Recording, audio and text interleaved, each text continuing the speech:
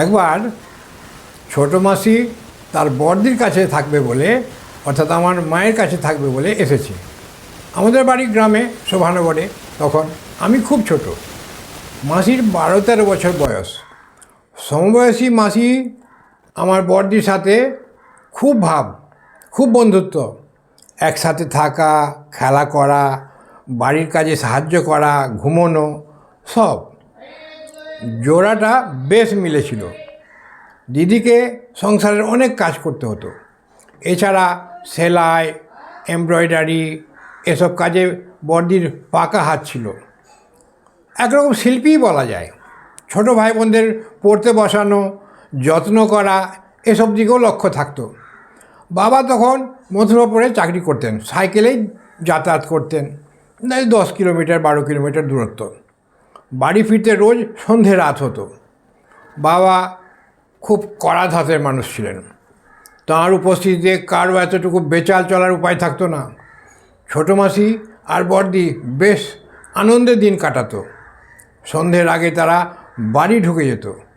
বাবা বাড়ি ফিরে গরু গায়ে পর্যবেক্ষণ করে সান্ধ্য আহ্নিক সেরে উঠোনে নেমে একটা ফিস শব্দ বা কিছু একটা আওয়াজ পাচ্ছেন, বুঝতে পারছেন যে বড়দি আর মাসি মিলে ওরা কিছু না কিছু কাণ্ড করছে, বা বড়দিকেই বেশি দোষারোপ করতেন। তার অপছন্দের কাজ কিছু করছে। তখন ইলেকট্রিক আলো ছিল না। আধা অন্ধকার আধা আলোতে ছুটে গিয়ে দিদির মাথার চুলের ঝুঁটি ধরলেন, ধরে টানতে টানতে টানতে টানতে রান্নাঘরে নিয়ে গেলেন।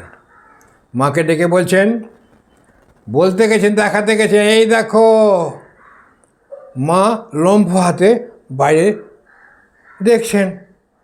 বেরিয়ে বলছেন, কি করেছে ধীরা?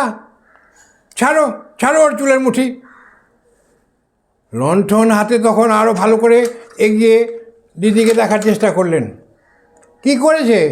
আরে এ তো ধীরা নয়, এ তো উমা, এ তো আমার বোন। তুমি তার মাথার চুলের ছুটি ধরেছ? ছি ছি ছি ছি ছি ছি। ওকে কেন ধরেছ? কি করেছো?